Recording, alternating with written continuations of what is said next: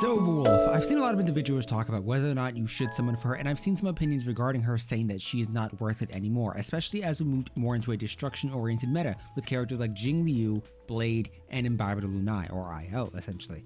And I understand where individuals are coming from with that. Silverwolf's primary issue with those characters is that her skill only hits one enemy, and that essentially means that for AoE characters like Jingliu, they aren't benefiting as much as somebody like Sealy would. Even if we're talking about Sealy as a whole, Silverwolf's lack of AoE means that for a character who can hit multiple opponents, if you kill one, kill the other, kill the other, kill the other, etc., Silverwolf doesn't hold that much value, especially when we're considering that Sealy's traces mean that she gains quantum resistance penetration anyway. But it doesn't mean this character is bad. I think that Silverwolf being able to add a weakness, in this instance we'll just say it's quantum because I'm using her in a quantum oriented team, it works out great because even if Sealy doesn't directly benefit from that, the other teammates do have the ability to break that weakness and thereby delay the enemy's action. And if we're talking about other characters, well, first off, Imbibed Lunai. He does want enemies to have imaginary weakness because he gains that 24% crit damage, and as a result, unless you know of some other way, you aren't adding that weakness onto any other unit or any other enemy without Silverwolf. And I know that's a niche case scenario, but I still think it's important to consider. I do believe that if we had an AoE variation, they would excel. I do believe that an AoE variation would improve characters like Jingliu and Blade, but I don't think that because they want that AoE, Silverwolf is inherently bad by being single target oriented. Now, as a result, is Silverwolf going to change your account like a Fushuan? No, because Silverwolf is Nihility. She's a support. She's not necessarily on par with the likes of Branya because she doesn't have that universal appeal. Every single DPS can use Branya. Every single DPS can use Silverwolf to lesser extents because Silverwolf is a quantum character. She adds a weakness. She's not this neutral elemental character. If she was neutral, she'd be fine. I think she'd actually perform better, but we don't have any characters like that.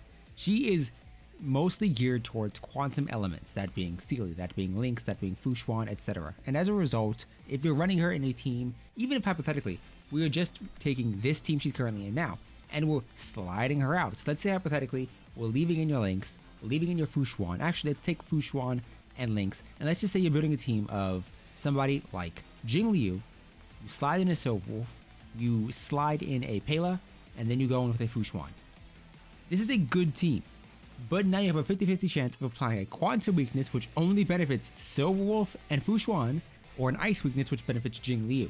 Now if you take out Pela and you throw in a Branya, well now you have three elements she could potentially apply: quantum, wind, or ice. And as a result of this, you're incentivized to solely focus on one element, that being quantum, and that benefits Sealy, that benefits Silverwolf, that benefits these characters who perform well in that niche. But the other ones, Blade, the other ones like Imbibed Lunai and Yukong, they don't. And I do believe that's kind of an issue. Even Jingliu and Yanqing can't benefit as much as somebody else like Sealy because you aren't caring as much about that, and she still counts as a separate element. And so as rare as it might be, if you have three of the same elements and then a Silverwolf may apply her own element and mess up your rotation. Regardless of circumstance, she's still a good character. I think a lot of people focus solely on that ability to add weakness because that is her sole purpose in a lot of teams, but it doesn't necessarily mean that without doing that she's performing badly. If you're looking at this, she's reducing your type resistances. If you're looking at just overall, she's reducing defenses. She's reducing all types. She's dealing damage. She's reducing speed, defense, attack. All of these stats are valuable enough. And I understand mine is a Silverwolf that is more geared towards damage because I have her Eidolons. Yes, I understand that her Light Cone does provide her with more debuffing potential by boosting your team's damage by 12%. But none of this inherently makes us a bad character. Should you pull for her? Well, I'm going to be honest, it depends. If you're an individual who's looking at your account right now and you don't have a Bailu, and your only healer, your only form of sustain is a Natasha, Ho-Oh holds more value for your account. Because, looking at that, yes, there are great options. Japard, you may get him. Fushuan, you'd ideally want her on a rerun. You're looking at characters like Lynx, and you're hoping and praying you get them because they are really good. But without any form of sustain, Ho-Oh holds more value. But once you get those solid teams, once you get that solid foundation of a team you like, of a team you can run. Now I'm looking at my teams right now. If I'm saying, okay, I am debating between Ho-Oh and Silverwolf, and I don't have either. Well, my teams right now are kind of set. I have my DPSs, my Yanqing, my Sealy, my Blades, my Denheng, my Clara, my Jingliu. I have all of these DPSs. For my supports, I have my Pela. I have everybody else set up. I have a Bronya and a Lynx. So if it's between Silverwolf versus a Ho-Oh, I have enough sustain to where I don't need more.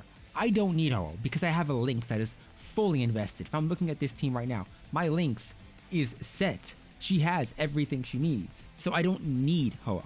Even if Ho-Oh provides energy, the question then remains, who is going to legitimately want that? I understand energy is a nice thing to have, but the attack she provides, oversaturated with Jingliu. Blade doesn't want attack. If we're looking at Clara, Clara's ultimate doesn't necessarily matter as much. If we're looking at Imbaber Lunai at E2, maybe he can slide out your Ting Yuns, but at that point, I really don't know how much value he's getting from her when I feel like a Ting Yun could just mean more damage, which means everything dies faster, and she gives the energy anyway, and the only one who's concerned about getting the energy is him. So you're seeing what I'm trying to get at, essentially. I do believe Silverwolf is great.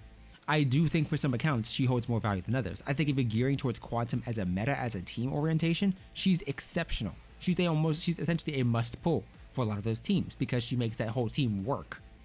But if you're not, if you're gearing towards Ice, if you're gearing towards a mono Ice or a wind-based DPS or a mono Imaginary, obviously your Silverwolf isn't going to hold as much value as these other units because for the most part, it doesn't matter. She's a single target oriented character. She's not going to benefit your AoE characters as much, but that does not inherently make her a bad character. It just makes her a bit more difficult to use.